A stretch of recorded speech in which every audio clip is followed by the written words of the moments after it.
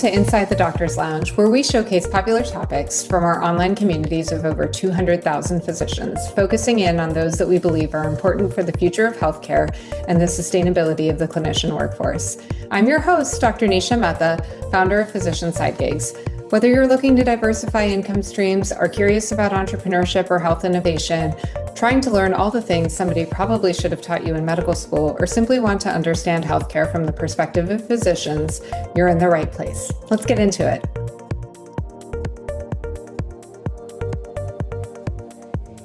This episode is brought to you by the Contract Attorneys Directory at Physician Side Gigs. Before you start a new job or renegotiate terms with your employer, it's critical to have feedback from an attorney who understands physician compensation structures, local market rates, restrictive covenants, and termination clauses to avoid the red flags and to give you peace of mind. Find attorneys who regularly work with doctors at physiciansidegigs.com/attorneys.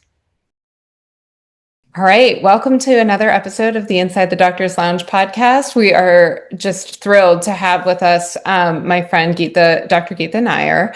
She has had such an interesting career exploring various different roles in health innovation. She wears a ton of different hats, right? She's a board certified physician. She's a seasoned healthcare executive. She served in multiple full-time and fractional chief medical officer roles in companies ranging from startups to big corporate entities like Salesforce and AT&T.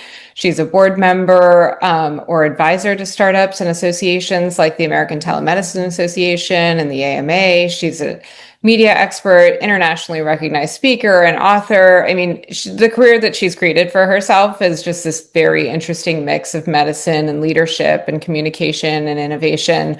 So, I mean, like if you needed a masterclass in how physicians can leverage their expertise beyond clinical care, Geeta is the person to give it to you.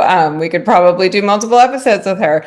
But in this conversation specifically, we're going to just break down this pathway through, various executive leadership roles, how she's been able to augment those roles with things like media and speaking engagements. We'll talk about how she got started, what those roles actually look like behind the scenes, and what physicians need to know if they're curious about stepping into these sorts of leadership or public facing roles and becoming, trusted voices in healthcare and tech. And so, the thing that I love about Geeta is that she's super honest and she keeps it real. So she will tell you the good, the bad, and I'm excited to just dive into it. So Geeta, welcome to the show.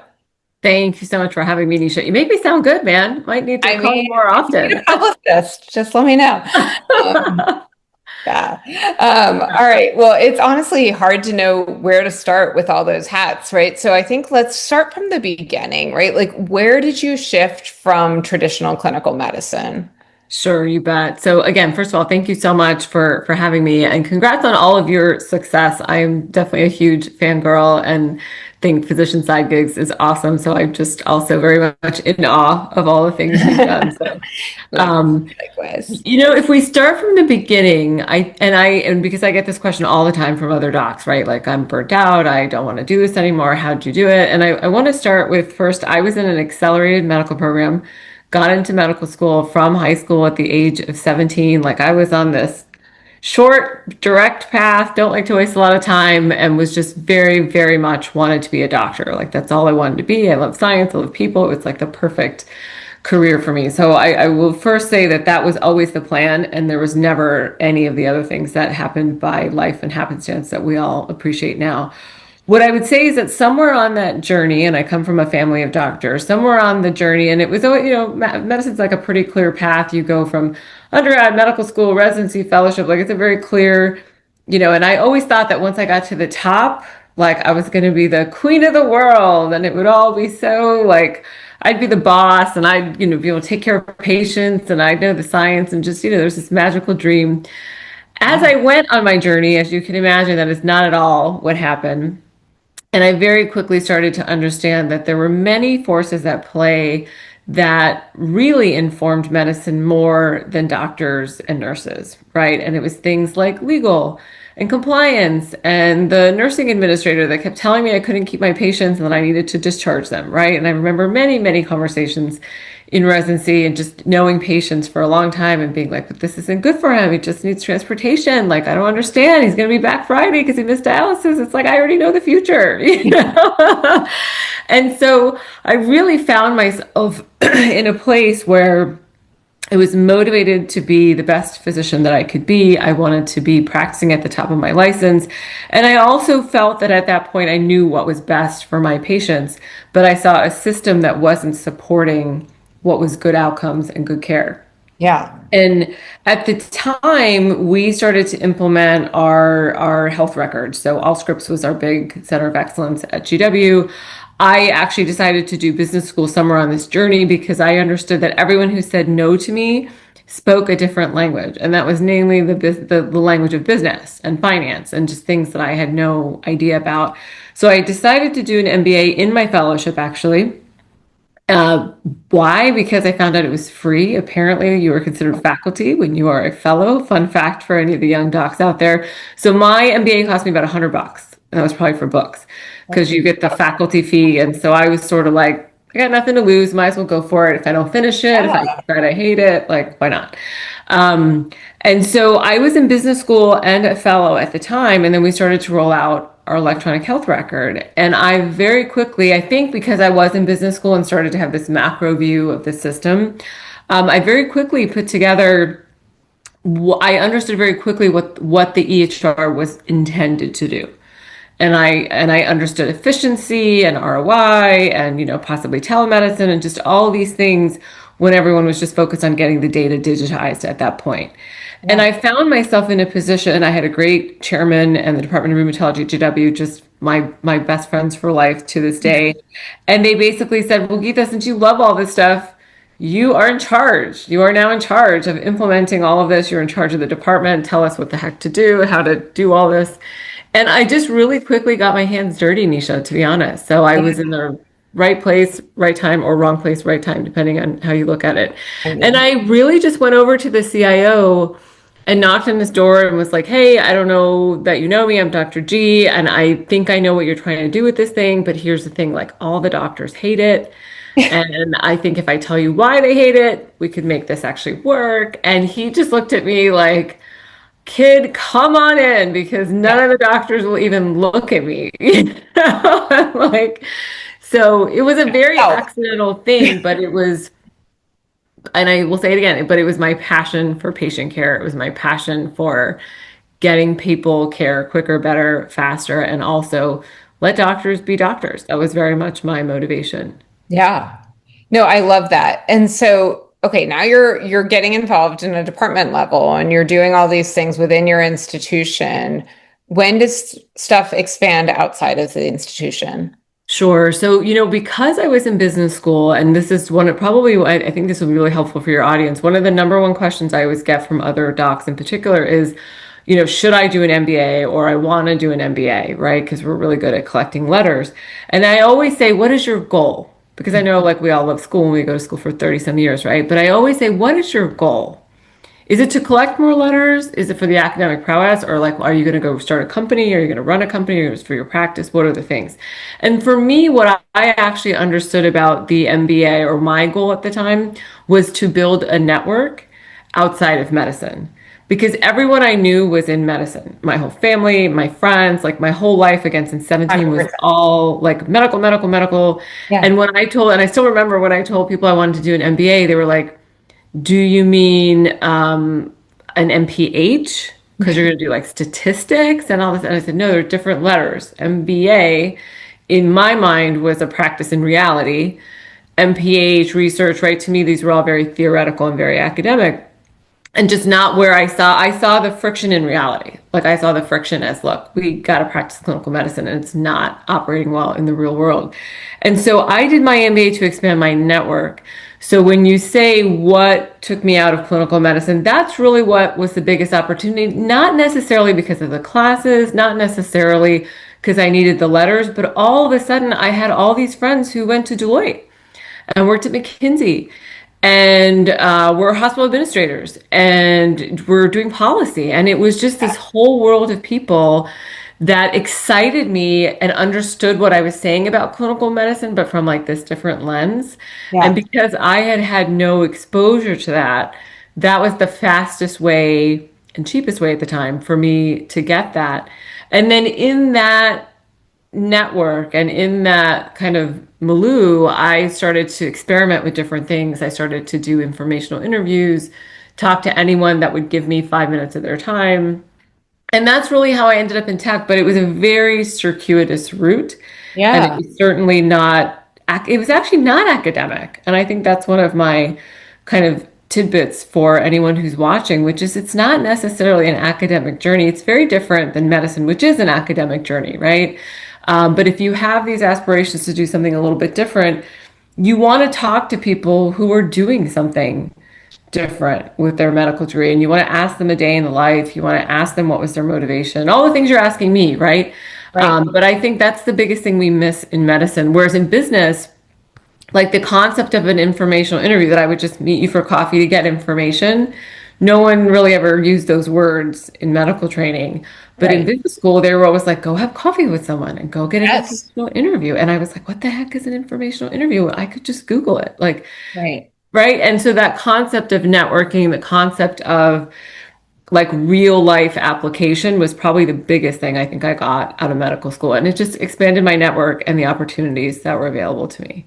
No, I love that. I think that, I mean, to your point, we have people in the communities all the time asking about whether they should get an MBA and whether that's their pathway into things. And we're like, listen, guys, like you have the expertise. It's not that you don't have the expertise. It is, do you have the ability to put that in a framework that makes sense in this other world? And maybe that requires going to business school and getting a degree and understanding these concepts depending on what it is that you're doing. But maybe all it is, I feel like by and large, every MD MBA on the communities is like, it's about the network, right? It is about who you know, Always about the network. who you've met. And Yeah. sorry to interrupt you. Go ahead. Sorry. No, no, go, go. It's about the network, but it's about what you make of the network. Because I know Right. plenty of people who also went to business schools, fancy business schools, but like stayed in their room, didn't come out and talk, didn't also share, because I also believe this is karmic, right? You're also paying it forward. People will ask you about your career. You want to be open. So I think you make it what you make it, right? And you don't have to go to Wharton. You don't have to go. Like it's really there are smart people everywhere, and it's how you network and take the time to like ask the questions, write them down, and pontificate on whether that's the right fit for you or not. Yeah. And I mean, I think those are the kinds of things like I know with you and I, like when we talk about things, right? The idea is you just start feeding off of each other, right? And that is really where a lot of the magic in business happens is that sort of conversation and feeding of, and can I connect you with this person who may know this person? And maybe you'd be a good fit for this conversation that I had with this person who's looking for X. And, that's where a lot of the opportunities arise. And so when we tell people like, doctors, I think, are very used to wanting things to be formulaic, right? Like it's like, okay, I'm going to take this test and then I'm going to get this. I'm going to do this. I'm going to pass this rotation and then I'm going to get to do this. And, that's just usually not the world in which you see doctors entering tech. Most of the time it's networking, talking to people, telling people what your goals are, what your strengths are, what you're really passionate about. And then other people saying like, hey, I know somebody that might be doing X, Y, and Z and connecting you. So I think that conversational piece is really, really hard to like emphasize because or overemphasize, I guess, because it is so much of what drives your next steps as you're seeking roles and as you're trying to get into this. So then what was the first role outside of medicine and how did that come about? Sure. So kind of in the spirit of this conversation, so I was, done graduating. It was the practice. It was the question everyone asked, are you going to do academics or private practice? Right. And I was sort of like, I don't think I want to do either of those things. Right. And I remember actually the CIO at GW telling me, you're really good at this tech stuff. Why don't you go into tech? And I was like, well, because I don't have a computer science degree. And he was like, you don't need one. Like, you've been doing this for years with us. Like, you did this whole implementation, you did this whole project. And And I think that's what is different about business, right? Even more important than business school is actually opportunities to work on stuff, right? Practical applications. Like for us, it's our residencies, really where you learn. Medical school is the foundation, but the Right. residency is actually arguably more important. And so my first role was not an ideal role, and I really got it. It was a PR comms firm, and the only reason I got it, and you'll laugh at this, was because I was unqualified to do anything else. Like I applied to all these non-traditional, you know, jobs where they were looking for a medical director or a physician or whatever. But my Yeah. only experience was clinical medicine. So I was grossly unqualified for all of these roles. And I met with one of my professors in the business school, and I was like, I am apparently unhireable, even as an MD, MBA. And he was like, I have a friend at this firm that's looking for someone to work in their healthcare practice. And he was like, why don't you cut your teeth on this, right? Like it'll Yeah. be just like just take it as business experience, right? And so it wasn't ideal, but it really kind of was like trial by fire. And it was the first time that it was the first time I had to learn how to use Outlook and a calendar. And I know that sounds funny, but when did you use that in your residency? There was never a time for you to even have a calendar. Like you were just on call and you were in the hospital and that was your day and you had a Yeah. pager, right? Like and you had your list of patients and that was your schedule. And so I did that role and it really taught me business skills. It really taught me business etiquette. By the way, I would go to the office in scrubs. I did not know you should not do that. I did not know people were like, what the heck? Like it's a client, you have to like wear a suit. I didn't even have a suit. I think I had them for my residency interviews, and that was the last time, Right. right? Right. I also had no money. My suit was from TJ Maxx, like, so it was just a whole different thing. And I remember writing shorthand notes because shorthand emails, that's what we did. Our notes were always short. And I remember writing like, follow up F you, right? So I Yeah. remember writing like, I will F you later. And then all of a sudden my boss calls me and it's like, what is this? What were you thinking? And I was like, I had no idea what she was talking about. And she's like, you can't say F you to people in an email. And I was like, what's wrong? It's follow up. Like she was like, oh my God. She was like, and I just like, it's silly, right? But that was our language. It was a Right. completely different language. And no one in our world would have thought twice about No, I mean, I F still write it in you. my planner for meetings right now. Like my Right. afterwards is always F you. And my kids, to your point, are like, Mom, why'd you write F you all over your calendar? Yeah, don't get me started on SOB, right? Don't get Right. me started on SOB. But it wasn't intellectual enough. So the bottom line with that role, I learned a lot. I made some very embarrassing mistakes in retrospect. It's really funny that they didn't fire me.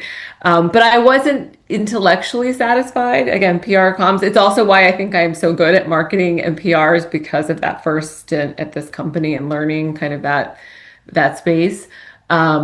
But I wasn't satisfied there. I never gave up medicine, so I was practicing at GW part-time even in that role, and that's what I continue to do. I've never given up my stethoscope per se. Yeah. And then I went back to GW because I was like, man, that was a mistake. I should just be a doctor. This was a total disaster. I also was making no money because I would have made a lot more as a rheumatologist. But I sort of was like, that's fine. I'll just be a rheumatologist, right? And then the CIO again heard I was back and like kind of just pulled me over and was like, I think you're making a huge mistake. You're really good at this tech stuff. Give it a shot. And then he opened up a whole world and network to me on the health tech side. And that's really how I ended up in tech and really didn't give up on business because I was like, Psh, this is for the birds. F you, like really F you. Like, Right. Actually, right. but he really did help me. And then I kind of just developed a reputation for myself, got recruited to AT&T, and that just opened up everything after that, really was the Yeah. biggest So, opportunity. like, But it really what did that job at AT&T even look like? Because I think people hear like, wait, does AT&T, like, why do they even need a chief medical officer? That's And right. So at the time, and this was way ahead of its time, I have to say, and AT&T was probably one of my most fantastic companies I've ever worked for and fantastic roles. They saw mobile medicine. They were building a mobile medicine practice. They were building a remote patient monitoring practice, telemedicine. I mean, this is like early 2000s. So this was way yeah, ahead of yeah, everyone, way ahead of everyone. And so long and short, they wanted a CMO to come in, build the products, go out into the market, articulate the product vision, articulate the strategy, and then basically build the business and build the team. And so we did all of that, and it was amazing. And that was really, and I will tell you, because I get plenty of comments on this, I think sometimes positive, sometimes negative, but I did not know how to dress Nisha. Again, I wore scrubs. I had never really had a paycheck that was substantial. And they literally hired someone. I still remember because the headquarters was in Dallas. They hired like a stylist, and she took me to the flagship Neiman Marcus, which was across the street, like from the AT&T office. And she was like, "Kid, like you gotta get a few Gotta suits. look the part. You Like gotta look the part. Yeah. yeah, like no one's gonna take you seriously with your hair in a bun and your sneakers and your scrubs. Like, this is not gonna work." So it's like they actually in that role, they actually this amazing lady taught me how to dress, like literally taught me how to dress. Because most of my education, we wore the same thing. It was a uniform, Yeah. scrubs, Absolutely. white coat on top of whatever you wore, so who cared? Yeah. And I know that sounds like so silly, but the way we present ourselves matters. And you and I are both moms, right? And, we want to say, don't judge a book by its cover, but we all do, right? But we Yeah. all do. And so the reality is, if you don't take enough pride in your appearance and how you look and how you present yourself, why should anyone take you seriously? You know what I mean? And Yeah. I feel like that was so important. And, and one of the things I will say that she said to me too was, you know, you are a female, you are a brown female, and you're relatively young for a really big role. And so she was very much like, this needs to come from a place of you putting your best foot forward and confidence. You can't act like a little girl, like you are the CMO of AT&T, And it was very much like, it was actually incredibly empowering that Yeah. she was like, I want you to know you are in the underdog and no one's expecting much from you. And I Right. want you to show them that they should expect a lot from you, I love you that. know? I mean, And sometimes it just takes someone to like, put that out for you as a and I feel like we're all very good at like challenge accepted, right? Like as physicians, like somebody tells you you're the underdog, you're like, I will show them and then I will take a picture and do it again and again, right? Like that's what we do. And as women physicians, I feel like that's especially what we do, right? You're like just so used to being underestimated and again, you're told that you look too young, you're told that you like don't belong there, you're called, any title except for doctor, right? Like so all of those things I think are so important. And it, stepping into those roles in ways that really like command a presence. I think, meeting that expectation is important because you don't want everybody in the room to be like, oh, this is a doctor who doesn't know anything about business, right? Like exactly. when you're projecting just doctor, people take advantage, right? Because they're used to sort of taking advantage of healthcare, like clinicians in general, right? That's everybody's sort of like, okay, they know they're very good at what they do clinically, but they don't know anything about anything else. And so I Sure. feel like to be taken like seriously at some of these tables, you have to whip out like the lingo, you got to whip out everything really quickly and say like, I belong at this table. And part of that is having a presence. So super cool. Okay, so you did AT&T and then did you go straight to Salesforce after that or? No, from AT&T, I went to, I think, where did I go from AT&T? I went to, so other part of this story that we probably also should hit on for some of your female docs. So guess what happens after I get the role of a lifetime, which is the CMO of AT&T? You got pregnant. Nisha, I found out I was pregnant. Yes, yes. So I found out I was pregnant. And not my first, but one of the things that I went through on this journey was I don't want them to think they hired the wrong person. Like, I don't want them to think, like, I genuinely didn't know, like all the things. But I remember, and even the recruiter who put me into AT&T, she was like, you don't need to apologize. You don't need to like just do the job, just do the job. Just show them. You don't have to tell them, just show them that you are the right person for the job. So AT&T was fantastic. It was tough. It was a lot of travel. It was a lot of travel. At the time I was living in DC. My mom actually has a very rare autoimmune disease, which is why I went into rheumatology, and my folks live in Florida, where I live now. And long and short of it is my mom was incredibly sick. I found out I was pregnant and I really AT&T was doing wonderful, but we got to a place where we realized the business was ahead of where the market was. And they were requiring folks at the time I could live in DC to move to Dallas. And I really had to get home. I was like, if I am going to move anywhere, it has to be to Florida. It has to be to help out my family. And so I made a decision to move to Florida and took a role with an MSO in the state of Florida. And so I worked there for several years as their chief health innovation officer. So that was a largest MSO still in the state of Florida, about 1,000 docs, primarily OBGYNs and primary care and peds and family docs. And it was awesome. And it basically helped me be able to get off planes, raise my daughter, get my daughter to You school. learn like a whole new line of, right? I mean, part of the cool thing about what you've done is that you've been able to dip into these different spaces, adapt and learn all these different industries, right? MSO very different than AT&T. Totally.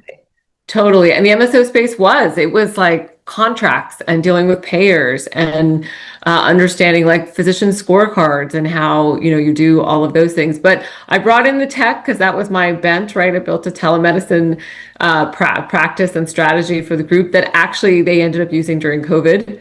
Right. Which was really amazing. I got all kinds of phone. I had left since then and gone to Salesforce, and I got lots of phone calls about, we got to turn the button on. What do we do? And I was like, all right, let's talk. Got you. Yeah. Yeah, and it was really cool. And now as a result, I know like every doctor in Florida, it feels like, so it's definitely worked out for my family. But I really did figure out how to pivot because some of this is also stage of life and family. And at the time, I will tell you that I feel like I took that for my family, and I missed tech. I missed like focusing on tech. I missed kind of the national global conversation and not just such a state and local kind of big provider group. And Right. so I did kind of get back out there and have roles at Greenway and Salesforce, and I love that, and I don't think I'll let it go. And now my daughter's 14, so hopefully I don't have to.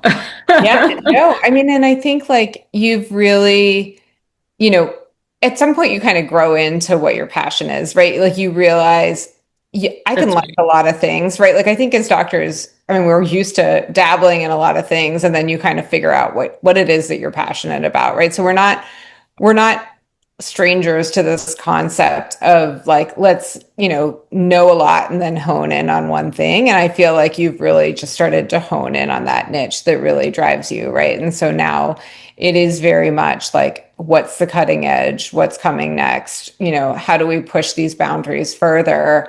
And I see you thriving in that space, and totally understand kind of like, just watching as you've gone from role to role. Now, like I feel like you and I are constantly discussing companies that we are excited about or not excited about. And, like actually let's actually talk about that, right? Because people find they've decided that they're gonna go into this space, they want to dip into it, but like you and I both know, some opportunities kind of, like are just less amazing than other opportunities. But you don't always know that because the people that are pitching them to you make them sound like they're all amazing, right? And so, and then there's like the gut check as a physician that you and I have talked about a lot of times where like, people can present you with these great opportunities, but they just don't sit right with you for one reason or the other. And there's so many companies that are looking to innovate in healthcare, and some opportunities are, let's just say, more consistent with where we'd like to see healthcare like go in the future, and some not so much. And so like when you're approached by a company or an opportunity, what kinds of questions do you find yourself asking yourself to decide if this is something where you want to spend your time? We all know like bandwidth is everything, and so how do you decide like this is something that I should focus in on, and I should pursue? Sure. Well, first of all, it's the leadership team, right? It's who's pitching me, what is their background, what is their history, what do people say about them, right? Doing your due diligence on not just the sales pitch they're giving you, but what's the word on the street in terms of reputation, ethics, et cetera. So I think that's one. Two, what is the product? What is the service, right? For me, it starts with leadership. That product and service is kind of second. Do I think it's a good pitch? Do I just think that I would ever use this, that I would recommend it to my friends, to my colleagues? And I think in that product and service, because there are so many, is it future forward? I.e., is it just solving a problem today, or is it also going to be relevant in the future? Because the future is moving very fast in healthcare and health tech, certainly. So is it something that is truly innovative? And is there's the companies that excite me are the ones that are thinking differently, right? Because my hope, certainly in the next decade, is that things are going to change. I don't know how dramatically they're going to change, but they're going to change, right? And the companies that push in the right places are going to be a part of that change. And I certainly want to be one of those drivers of change. And so I think those are the things that excite me. I also always do and ask for a SWOT analysis, right? What are their strengths? What are their weaknesses? What are their opportunities and threats? And then where do I fit into that?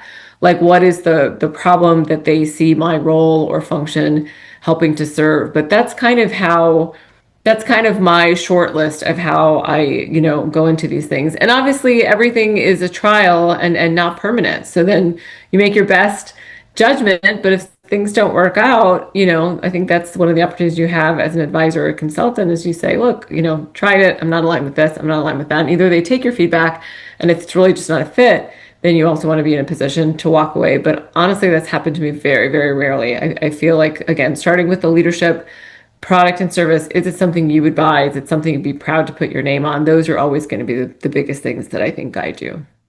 Yeah, I think those are like, one, two, three, four, kind of where most people like that are actively exploring roles are thinking if they've got many opportunities available to them, right? Because then you have your choice, and you're in the position to kind of say, this works for me, this doesn't. And I think we've all gotten to the point where we've realized like making the wrong decision on where you spend your time is also like precluding you from taking really great opportunities later. And so I think the further you go down this pathway, the better you develop that sort of inherent spidey sense for like, this is something I want to be a part of, or hey, not so much, or this just isn't the right time, or this company is not at the right stage for me to be effective That's and right. I want to be. And That's right. maybe Stage of company. Yeah, that's a great point. Stage of company certainly matters in terms of what reimbursement model you're looking for, equity, cash and equity. And so, certainly stage of company is going to be important to figure out what fits and works for you. One other thing I will mention, not necessarily for consulting or advisory roles, but full-time roles. I mean, in my career, I have been offered and knock on wood, had some amazing opportunities, but I have turned down opportunities where they have actually asked me not to practice anymore because of some kind of conflict and just, regulatory compliance. And I have turned down those roles, fantastic roles, amazing roles, because I know that once you leave, you can't come back. You can't come back, right? It becomes very incredible. I mean, I know so many docs that yeah. have totally left and not come back. And Nisha, I think I told you, right? My retirement plan is to see patients for coconuts in Key West, barter system. I actually don't think you've told me that, but I love I it. told And I you can that? Oh my totally gosh. see you doing Yeah. it. I write Yeah. books like Hemingway in the Keys. Yeah. And so if I give up, my retirement plan now, what am I going to do? I won't be able to go to Key West and like see patients for coconuts, right? So for me, that's one of my motivators is like, I just want to practice and not really have to think about the rest. I love that. Well, a lot of these things have nuances to them, right? Like, I mean, in this world, some opportunities can sound really great, or sound really promising, and some of them will work out, some of them won't. That's just part of the game, right? Like, if you're going to show up, you gotta expect that. And sometimes you do waste time going down rabbit holes when you're trying to explore these sorts of roles. Some of those are just, that's the way the cookie crumbles, and other times they can leave you downright jaded. Like, can you share some lessons that you've learned in the process in terms of just like, you know, okay, there's actually a role that I really want, and like for whatever reason, I'm not getting it, and like what kinds of things have gone wrong in that process, and how have you used those to kind of reshape how you approach similar opportunities later? Probably the same advice you would give to just disappointment in general, right? When one door closes, another opens. If it's not meant, you certainly don't want to go to a place where you're not set up for success, or there's not like a universal yes, we really want her, or you're walking in the door knowing you have three enemies right out the gate, right? Because it was supposed to be someone's brother-in-law or someone's, whatever, hiring pick. So I think it's just understanding that there are always things beyond our control at the same time with the humility of what's the feedback, right? Like if I didn't get it, is there feedback? Is there something that I need to work on? Is there like a certification they were looking for? Is there something or the other? And I think the other thing I've realized about business is things change and there are sometimes internal politicking and things. I know there was a role that I was going for that I did really want. And then I understood later that they really wanted like someone with a really strong operations background. And they had kind of pivoted what the purpose of the role is. While the JD, the job description said one thing, then the role ended up being very internal and operations focused. So then when I didn't get it, I was crushed. But then I went back and asked for the feedback, and I was like, oh, that's a totally different role than I applied for. And they were like, yes. So, i.e., it was not about you, it was that they actually changed what they realized about the role. Because some of the bigger roles, especially, it takes 9 months, sometimes a year in the application process before they actually hire someone, and a lot changes in a year. Right.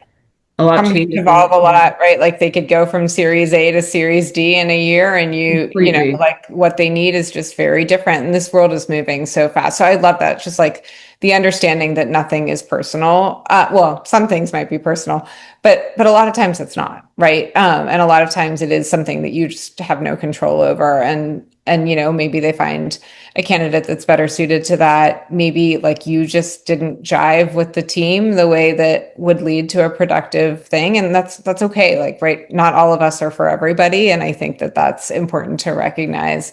What like I want to be able to touch on just some of the other sort of shifts that you've made in parallel with making these things, right? And especially talking about how you've positioned yourself as sort of also the speaker and this media, personality. Like I've seen you on stages, I'm seeing big conferences or all of these kinds of things. How did those opportunities start presenting themselves to you? What do you love about them? Like, because there's always this question of, okay, if I'm doing too many things, am I able to focus on the thing that I want? So like what has made you kind of excited about spending your time in those roles too? And how have you been able to navigate the two in parallel?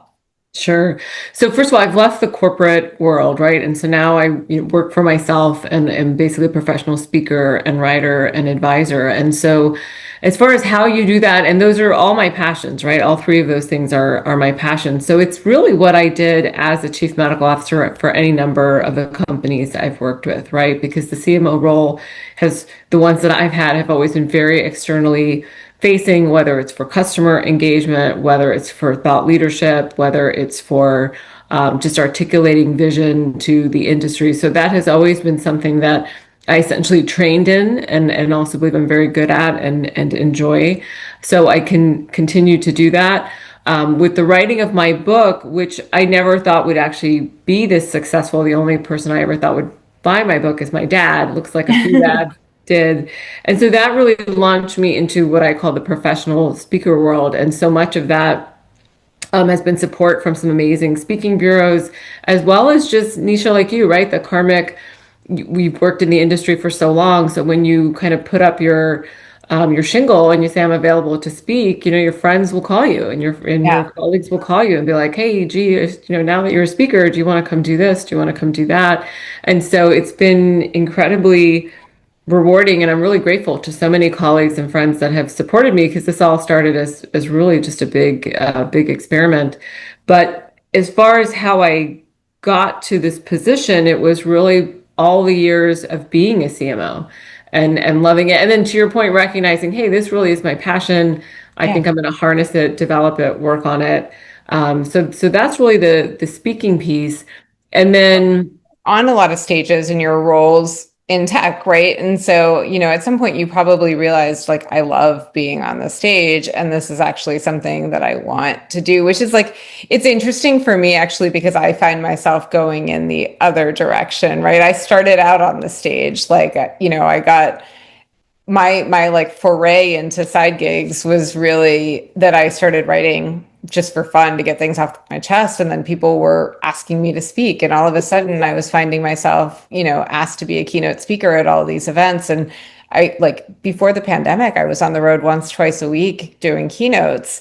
And then when everything shut down during the pandemic, I was kind of like, actually don't miss being on the stage very much. Like, I actually don't want to do this anymore. And so now I do very little in the way of, like I do a lot of panels because I like panels. I like not having, I like going, I like giving my opinions.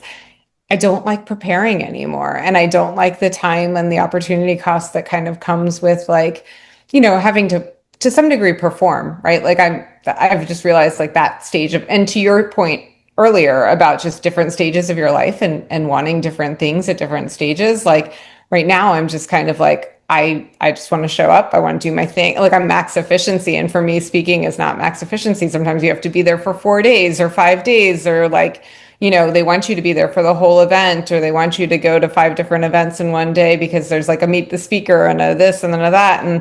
And sometimes I don't like doing that anymore. And so it is interesting because, like I feel like you've very much gone, like we've almost kind of crossed in terms of where some of our focus is. Obviously, you're still doing a lot of what you were doing before, just in a different capacity. But it's funny, like, I think some people like imagine that they're really going to like the stage and they don't as much. And other people just like find that they are like their best selves in that moment. And I watch you on the stage and you're just so natural, right? Like you clearly love being up there. So that it's been really cool to kind of watch that happen.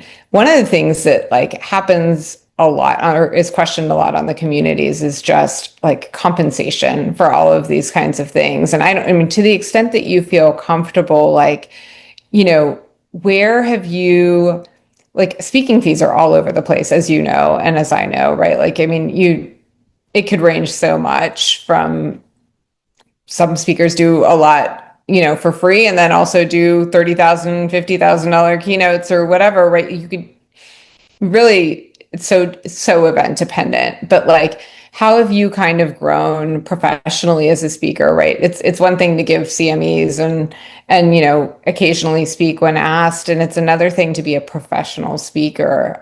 What does that look like for you in terms of developing out that aspect of your career? Sure. Well, first of all, it's not for everyone. And I think that's the other piece too, is that, different strokes for different folks. So I'm not, and I'm not the person who wants to be sitting internally at a desk 9 to 5. So that's not for me, right? So I think we all have our strengths. We all have our cup of tea, and knowing that is really critical. As far as like how to harness, again, speaking skills wise, I feel like I've actually been asked that multiple times. Did I work with a speaking coach and all the things? And actually, the best training I got in speaking was my residency and my medical training, because what do we do every morning? You have to present, gotta stand up in Right. round, whether you've slept, whether you've ate, whether you're post call, on call, it really didn't matter. And I really, the way that I would remember my cases were stories. I would tell myself, I would remind myself the story of Mrs. Jones who came in with abdominal pain, right uppercut, right? Like all the things. And so I would always present my cases as a story. And I remember rounding at the NIH, we had an exchange program at the NIH and GW, and actually Dr. Fauci was the attending. And Dr. Fauci, and everyone was so nervous because Dr. Fauci, and there was just like, oh my God. And everyone was, and I was just so exhausted in post call. I was like, I just want to get this over with, right? And I got up and presented. And I think one of the biggest compliments I got in my life was that Dr. Fauci, he stopped rounds and just stopped everyone and was like, Dr. Nayyar knows how to present. Like, you need to like, and it was just like the way I told the story. And the NIH, I mean, the stories are from like birth to death, like a cradle to grave HPI when you do it at the NIH. Yeah. So that is how I actually learned how to speak under a lot more pressure than a keynote stage, in my opinion, right? Because first of all, you're also presenting like life and death decisions in that case and Right. informing. the team. So that's actually the only training I've ever had in speaking.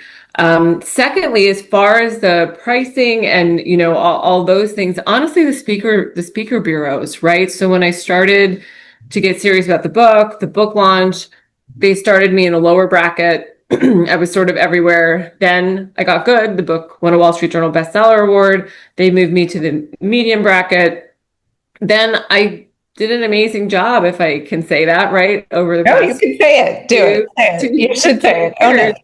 And when Yeah. you have the same venue calling you back the next year and you have repeat and your surveys and reviews and everything are over the top, I'm now in like the highest bracket, right? But what happens with that, the flip side of that, higher bracket, less volume, lower bracket, more volume, right? I'm Mhm. also in a place like you where, yeah, I don't want to travel 80% of the time, right? Did what I sort of Yeah. had to do in the beginning, but now it really has. And also, I will say with that higher bracket and level of speaking has come a lot of advisory work. Yes. And so I think now I'm in a place where I'm very comfortable with advisory work and speaking, and it's more of a balance as opposed to one or the other. That said, I am working on my next book. I imagine when that book is ready to launch, that will flip again, because when you do have a book out, you really have to be on the speaker tour, the book tour. And it's a good year and a half, 2 years, all how depends how successful the book is. So I think like life, things Yeah. things ebb and flow and stage of life, but having that control and flexibility is really nice. And again, my child is in a place where she's getting older, and so I think the timing hopefully hits at a time when she's more and more independent, and then it becomes a lot easier to do on all fronts.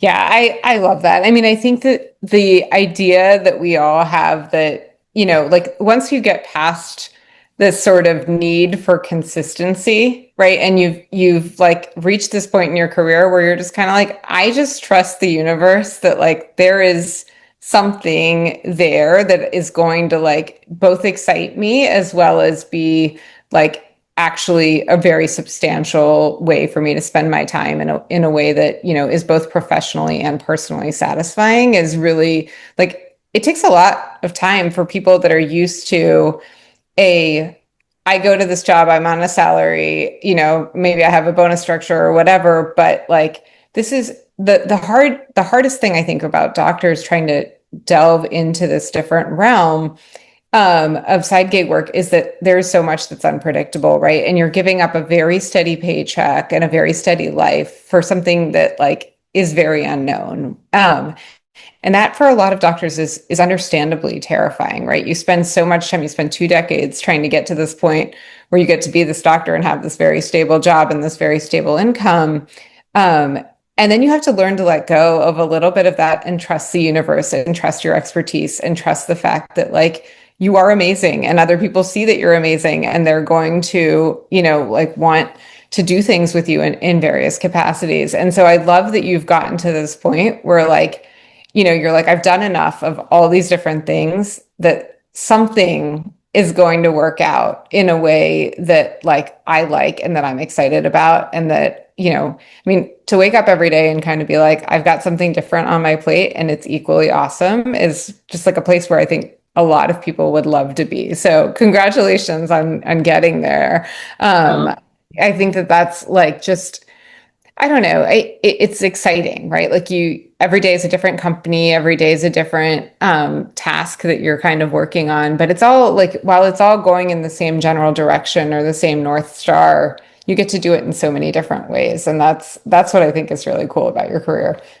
I mean, I do again say, different strokes for different folks, right? And it doesn't mean it's not scary. So well, I'm not going to pretend that, you never know, right? And what if my next book is a total disaster? I mean, it's not that I don't have thoughts like that or you don't have thoughts like that. I think all of us are human and we all have thoughts like that, but it's really about passion, purpose, and just taking a swing, and again, I'll say this as a mom, like, you give it your best and you kind of can't be attached to the outcome. Like it might fly, it might not. I always remind myself on a bad day that, I could just get a job, right? I could also just be a rheumatologist. And I think if you can approach it with that lens and that perspective and zoom out a little bit. And especially for the physician side gigs community, there are people in life with a lot less uncertainty than someone with an MD behind their name, right? And so I think you just have to have that perspective and also say to yourself, if not now, when? Yeah. Right? And if I pass on this, is this something I'll regret? And I'll be really honest with you with my book. It really was a passion project. I never intended to start a business. I never intended, I thought I would take 6 months, make the book successful or get it out there, and then just, again, go and find a job. And just loved it. Like you said, I just kind of took a chance. I said, if I don't do this, I will regret it. Like I knew if I just launched the book, then joined a job, I knew, to make a book successful, it really depends a lot on the author and the publisher. But it was a conscious decision of, I took the time, I took the energy to do this, but now I'm really too afraid to make it successful. Like that just didn't sit right with me. I was sort of like, I'm a very like go big or go home kind of Well, and personality. that's like honestly what I like remember about even meeting you, right? Because I feel like you sent me a message on LinkedIn and you're like, I just like published this book and I know you're going to be at Health the night. Like, I'd love to Yeah. give you a signed copy. Like, let's meet up. And I was like, okay, and I'd like been following you on LinkedIn for a while and I knew who you were, but I was like, wow, she is like really going for it. And it was like I saw you with like everyone I knew with your book. And I mean, you were very good at, not surprisingly, because this is what you do professionally, but you were very good at publicizing the book and making sure that people knew that you had something to say and that you were gonna, get out there and say it. And I feel like that sort of like those skills translate into so many of the things that you're doing, right? Like they're not isolated to just the book and why the book was so successful. And I think that people seeing you succeeding in that realm is probably also what catapulted their faith that you would be able to help them, go to market, or that you would help them be able to get the word out about X, Y, and Z, or that you would be the right person on a stage to, present topics that people were really excited about, whatever hat it is, right? Like just that's like the very first thing that I remember about you is just like meeting you with your book, like super enthusiastic, signing copies in the speaker room, like at Health. And like that networking, that enthusiasm, amazing. Anyways, but You're really too kind. I actually the first time I ever saw you was on CNN, just so you know. So I had not met you or known you. We were definitely not LinkedIn buddies. And I feel excited that there are so many physicians like us, better than us, maybe not as good as us. I mean, we're a whole spectrum, and I'm so glad that you've created this community where people just get to experiment because I think there are just so many talented physicians out there, period. And we're living at a time where the voice of a physician is incredibly important. The voice of science, our collective voices are critical. And we're living in a time where things are getting kind of scary, right? And so, to the extent we have the courage and the fortitude to move forward, work together, and remember that while it might be scary, if you've already got your MD, I mean, it's the biggest insurance plan you could have. And if you can keep that in your pocket and say, is it really that scary?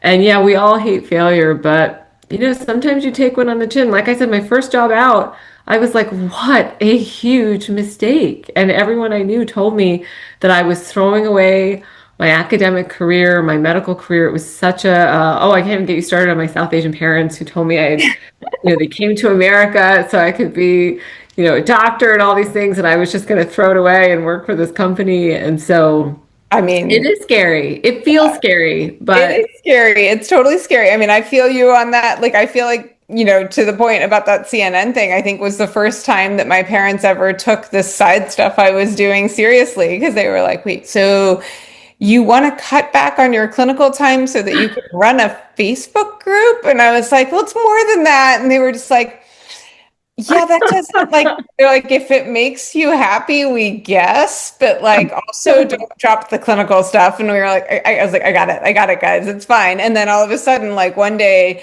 they're like texting me, they're like, all of our relatives are texting us from India saying that they're seeing you on CNN. Like, I love I that. guess what you Oh, do that's is awesome. actually important. And I was like, well, thanks, guys. That's so I'm funny. glad that it took like random cousin X, five like sets removed to tell you that what I do is important, but that's cool. You know, And it's because we don't fit in the mold, right? I think that that's, and as a parent, I keep some humility for God knows what our kids have coming for us, right? But right. yeah, my parents don't know what I do to this day. They're still very confused. I think for my folks, the thing that was cool for them was that Sanjay Gupta endorsed my book, and my dad was like, "All right, if Sanjay says it's good, it must be good." And I'm like, "You don't know Sanjay, what Right. the heck?" Feel like, thanks. I'm glad that that was the validation you needed about my career. Thank you very much. But so, and you just gotta laugh at this stuff now. But I'm incredibly proud of you. I'm inspired by you, Nisha. Anything I can do to Likewise. support the physician side gigs community, I think it's awesome. I think you should keep going forward. And I think doctors now more than ever, again, we gotta work together. We gotta get, we are the voice of the patients. Also, in my mind, we're the voice of patients and of doctors, nurses, the whole care team. And there is definitely, just there's a trust gap. There is a war on information and science, and we have to be the ones in the battle, whether we like it or not. So the more we can work together and find companies to work with that are aligned with that, I think it's just a force multiplier all around. Well, I could not have said it better. And so I think that's a great place to wrap up. Geeta, thank you so much for joining us today, for sharing just such honest insights about what it really takes to build a career, the ups and the downs, and just kind of all the pivots in between, right? In terms of speaking, media, executive leadership. For anyone that's listening to this, I hope that this episode showed you some of the unique ways in which your medical degree can just open up doors that you may never have imagined. My key takeaway from this episode is really that your expertise has more value, and in places than you've been taught to believe. And the world wants to hear what you have to say as a physician and as a trusted source of information. So get out there and get your voices heard. We will include links in the show notes so that you can connect with Dr. Nayyar if you want, and learn more about her work. Thanks for listening. And Geeta, thank you again so much for joining us. My pleasure. Thank you.